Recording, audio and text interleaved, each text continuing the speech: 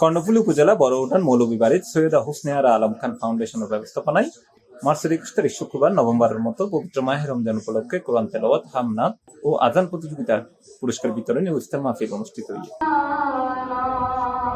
অনুষ্ঠানত বৃক্ষরোপণত জাতীয় পুরস্কার প্রাপ্ত সৈয়দা হোসনে আরা আলম খান ফাউন্ডেশনের চেয়ারম্যান মোহাম্মদ মোকাম্মেল হক খানের সভাপতিত্বে ও মিনহাস উদ্দিন খানের পরিচালনায় প্রধান অতিথি হিসেবে উপস্থিত আছেন সাবেক বন ও পরিবেশ মন্ত্রী জাফর ইসলাম চৌধুরীর সন্তান দি চিরং chamber of commerce and industries সাবেক পরিচালক, চট্টগ্রাম দক্ষিণ জেলা বিএনপি আহ্বায়ক কমিটির সাবেক সদস্য ও বাসাইল উপজেলা বিএনপির সিনিয়র যুগ্ম আহ্বায়ক লায়ন জহিরুল ইসলাম চৌধুরী।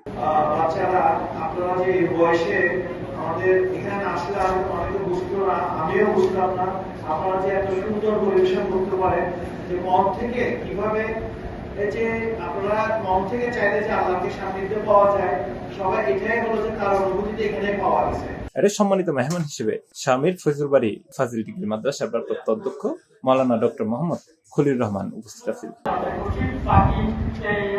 এছাড়াও অন্যান্যদের মধ্যে উপস্থিত আছেন সমাজসেবক সাবেক ক্যাবিনেট ট্রেজার লায়ন মুসলিউদ্দিন খান এন্দাদ, বাসাইল উপজেলা যুবদলের আহ্বায়ক আবু আহমেদ, ফাউন্ডেশনের সচিব মোহাম্মদ রাজাউল হক খান, তৌফিক আহসান বাইজিদ, ইউপি মেম্বার সাদ্দুদ হোসেন খান সুমন সহ আরো বোধকে।